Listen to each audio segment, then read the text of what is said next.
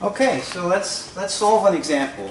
We'll solve the one that I was explaining, the case when you have 10, 0, 0, 0, and depending on the context, you can think of this as the electric potential, 10 volts, 0 volts, 0 volts, 0 volts, or it's the limit of the heat equation where you hold this n to 10 degrees Celsius and 0 degrees for the other three. It can be Fahrenheit as well, 10 degrees Fahrenheit, 0 degrees Fahrenheit, and you let time go to infinity and you want to know the heat distribution or the temperature distribution of this plate. That's what this would say. Okay, you can see that's 0, 0, 0, and then 10. What is ux for? Ux, comma 4. Every point here is x, comma 4, right? Here's 4, 0 is 4. Okay, so it's a plate of size 4. It's a square of size 4.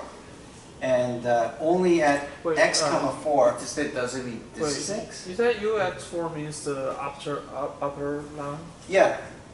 Yeah, so Because it should be like something, comma 4, right? 4 is the y. So right? 0, comma 4. Oh, Yeah. sorry, you're right. 4 is y, so it's here. Yeah, so, yeah. Thank you. So this is 10, this is 0. Okay. Right. So you can see that the solution should probably look like that if you draw the level curves. Okay. Okay. So how do you solve this? Well, again, the same method, the separation of variables method. You start with the zeros. By the way, the difference between this one and the heat equation that we've done before is that here you could have a non-zero thing here, and then these could be 0. Okay. And of course, you want the zeros. We will do the case when it's more complicated, but if you have zeros here, then you want to not satisfy the first two, but you want to find the solutions of this one and the last one if you have zeros here instead. You see what I'm saying? Okay.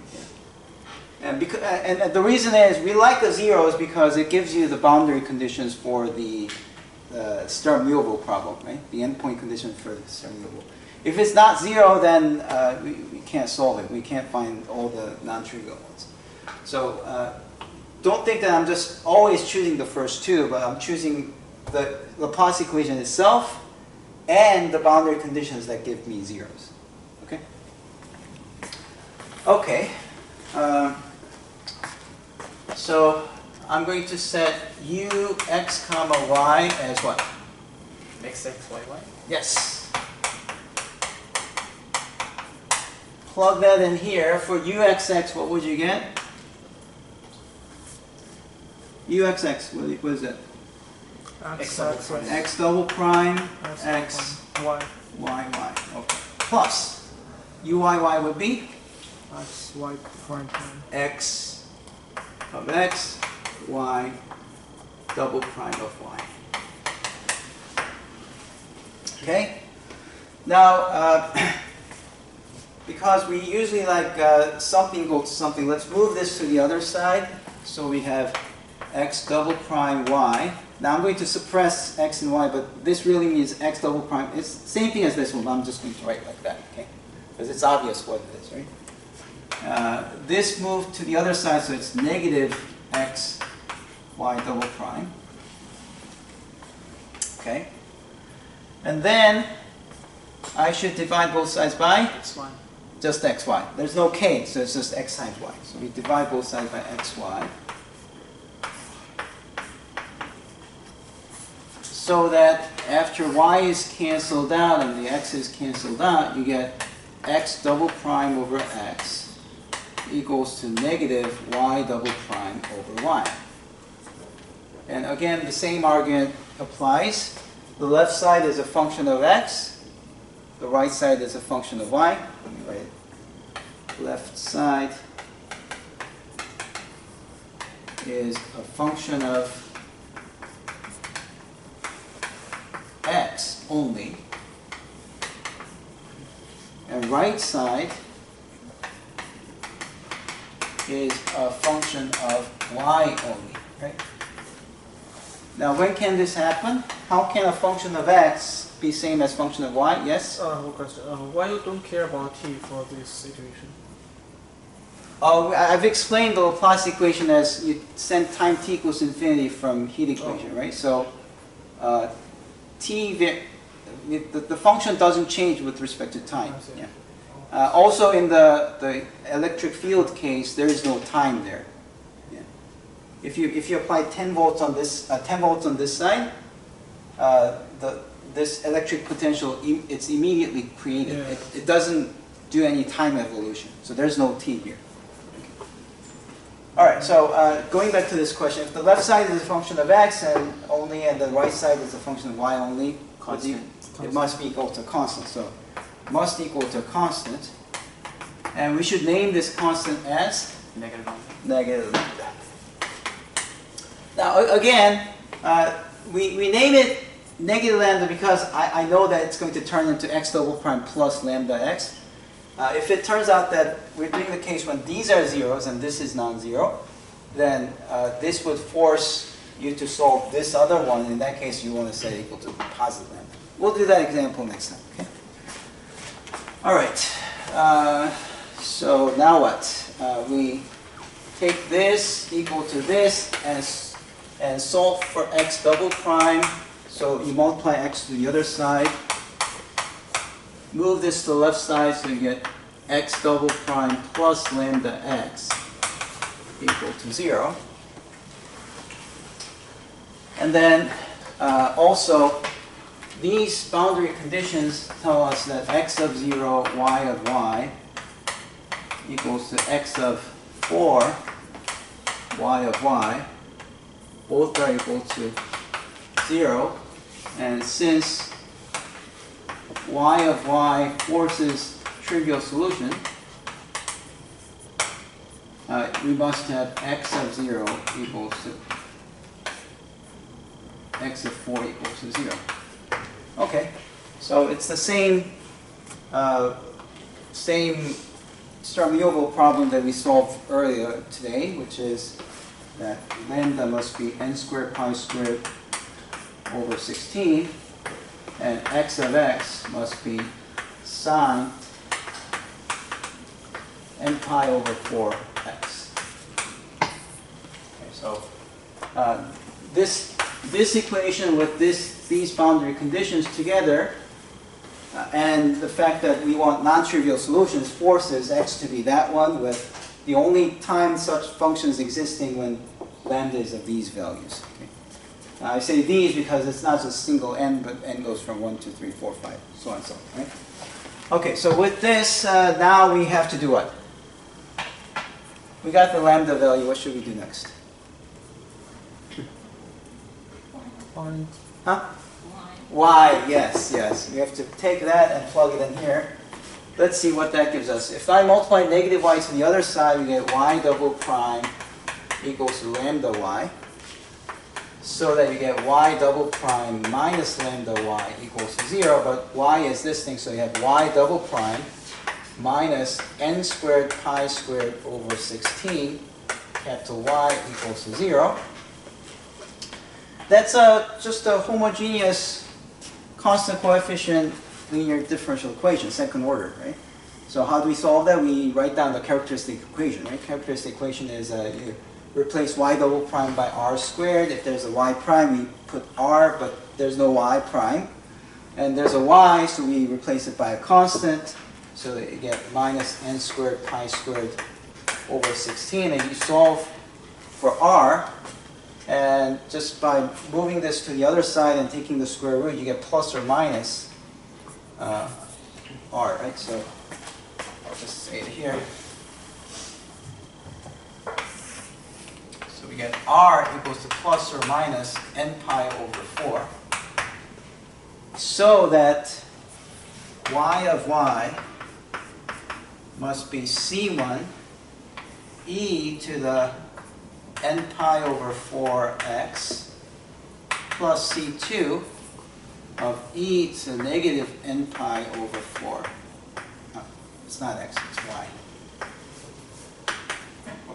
because it's a function of y. Okay? So that's what you get.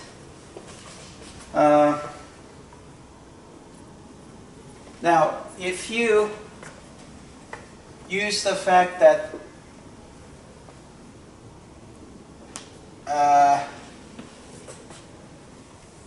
okay,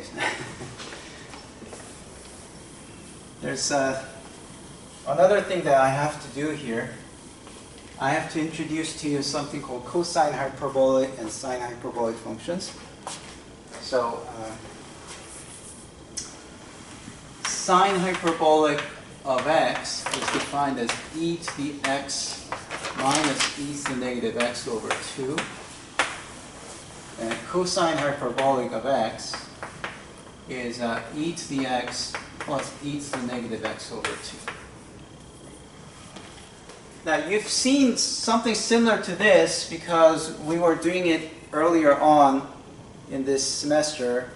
We were talking about the Euler identity, right?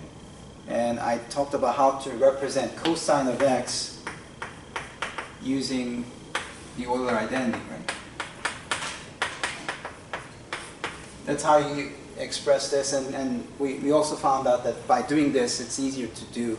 It's easier to prove the orthogonality relations for the Fourier series and all that. It was good for computational purposes. It's the same thing. The motivation here is computational. You'll see the parallel here, right? All I did was I just scratched out the i's. You take the I away, and then you get a new, totally different function. Just name it as cosine hyperbolic of x. We just call it cosh x, and this one we read it sinh x. Okay, sinh x, cosh x. And why do we want that? Well, there are two reasons. One is if you look at this, this is an even function, whereas this one's an odd function. If you draw the graph, you will see that this is an odd function, this is an even function. And it involves both the positive and negative, which always appears when you solve Laplace equation like this. You have a plus and minus. Right? So what you can prove is that if you have this, you can always write. So let's call this C1 prime and C2 prime. If you can write it like this, you can always rewrite it as another C1 times cosine hyperbolic of x, or n pi over 4y, plus C2 times sine hyperbolic of n pi over 4y. With the important fact that, what's cosh x 0? Can you tell me? 1. 1, because it's e to the 0, which is 1, e to the 0, which is 1, 1 plus 1 over 2, that's 1, right? What's sinh x, sinh of 0? 0.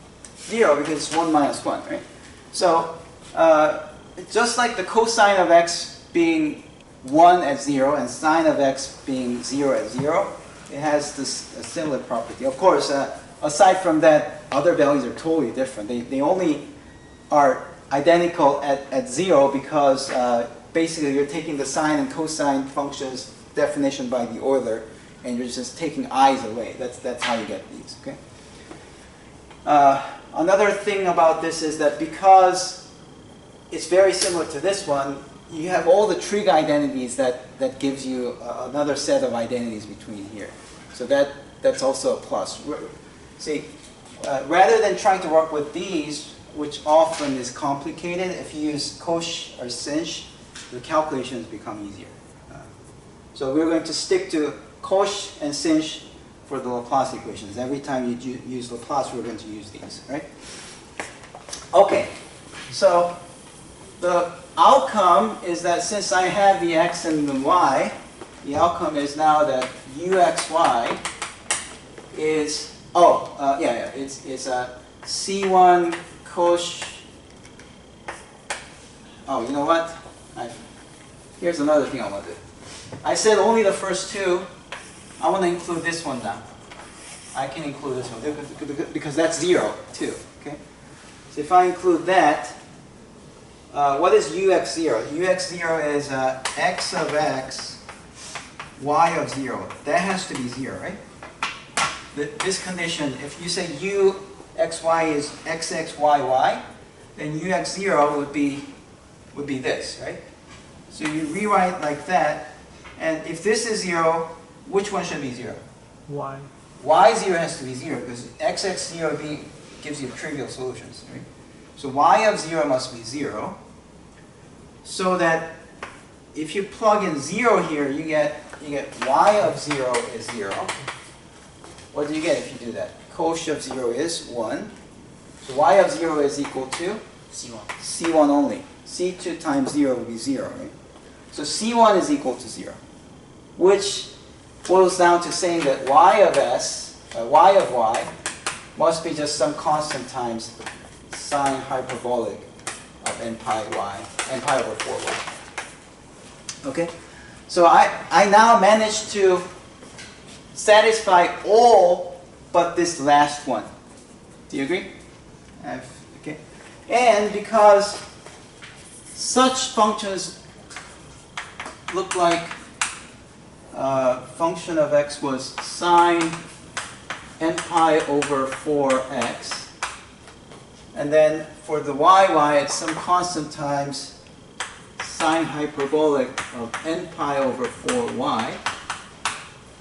Now we can take the sum of all possible such solutions to create the generic solution that satisfies these three conditions. So if you collected all the possible functions that would satisfy the Laplace equation, the three boundary conditions, that's what you get. Okay? Now what do you have to do? Now you just have to apply this last condition. Okay? So let's do that. If I plug in 10 into y, here's what you get. You get u x10 as summation Cn sine n pi over 4x times sinh of n pi over 4 times 10. You mean 4? What? You mean 4. Oh, sorry, 4. 4. Okay. And that has to equal to 10. Okay. All right. And although this looked scary, after canceling that, sinh of n pi is a number for each n, right? And it's not 0 this time, okay? Sine of n pi is 0, but sinh of the sine hyperbolic of n pi is, according to this definition, it's e to the n pi minus negative e to the n pi over 2. This is a huge number for n equals to 1, 2, 3. It's like e cubed is what? It's 3. It's like more than 20 here. For n equals 1, it's more than 20, and it just increases by a lot, very fast, right? This goes to 0 very fast because it's the reciprocal. So there's no way this is going to be 0. So while sine of n pi is 0, don't confuse this. Sinh of n pi is non-zero. It's actually positive for n greater than 1 or greater. Okay? So these are some positive numbers, right? So we can rewrite this as summation n equals to 1 through infinity of Cn times sine hyperbolic n pi, put a parenthesis around it, and then sine n pi over 4x. Okay, where these are numbers, okay? And we also know that using Fourier sine series, you can represent 10 as summation of n equals to 1 through infinity of bn sine n pi over 4x, where this bn is what? Bn is, it's 2 over L, 0 to L, f of x times sine of n pi over 4, n pi over Lx dx. That's the general formula. For us, L is 4, because it's from 0 to 4. And the function that we want to represent is 10, so 10 goes in here. And then if we, this is 1/2 of 10, so it's 5. If we integrate sine, we get negative cosine. Oh, and there's a reciprocal of n pi over 4. It's 4 over n pi. cosine of n pi over 4x. And you plug in 4 and 0, right? And when 4 goes in here, you get cosine n pi, which is negative 1 to the nth power. When 0 is plugged in, it's 1. So, and by the way, this is negative 20 over n pi, so it's negative 20 over n pi. You get negative 1 to the nth power minus 1. Are you following? Did I go too fast? It's a simple calculation. It doesn't even require integrated by parts. It's just direct, okay? So, this is what this is, which is equal to this. So what is Cn? So we get that Cn must equal to Cn times sine n pi, sinh n pi, is equal to, let's use the minus to change this around. So it's positive 20 over n pi, and 1 minus negative 1 to the nth power, okay? So a minus b with the minus sign is same as b minus a, right? So that's what I did here. And see, again, this looks complicated, but that's just a number. Okay? Just remind yourself constantly, that's just a number, okay? So what can you do if you want to solve for Cn? What do you do if you want Cn? Oh, you just divide it. Just divide. So what's Cn? Cn is 20 over n pi times sinh of n pi times 1 minus negative 1 to the nth power. So we got the Cn's, and now we are ready to write down the final solution because we know that that's the general solution, and this is the one that satisfies the initial condition. So after all that hard work, let's finish up by writing the answer. So the answer is that u, x, comma, y that satisfies all the conditions there will be summation from n equals to 1 through infinity of 20 over n pi sinh n pi 1 minus negative 1 to the nth power, and then sine of n pi over 4x times sinh of n pi over 4y. Okay, so that's the full solution. All right, and then as I showed you in the heat equation, if you use Python or some graphic software to draw this curve, you will see the level curves. Yeah. So it looks very complicated, but it does indeed solve everything that we want. Okay? So that's it.